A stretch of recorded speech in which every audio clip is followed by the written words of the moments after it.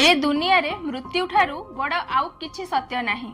ए शब्द थिला लता मंगेशकर। दुनियार सबुठु कॉस्टली गाड़ी मो गैरेज रे अछि, किंतु मते व्हील चेयर उपरे बसाई दिया जायछि। मो पाखरे सबु कलर रा महंगा कपड़ा अछि, किंतु मो हॉस्पिटल रा कॉटन गाउन पिंधिछि। मो बैंक अकाउंट रे बहुत टंका अछि, किंतु से सब मोर एबे कोनोसी भी कामर नुहे।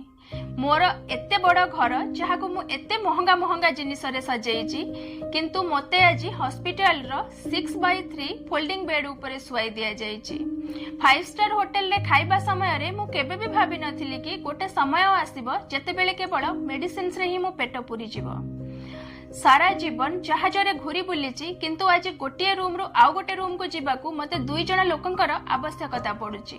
कोनोसी भी सुविधा मते सहाय्य कला नहीं, कोनोसी भी प्रकार रो आराम नहीं। बस हॉस्पिटल रे सोई रही हॉस्पिटल रो छात को देखुची।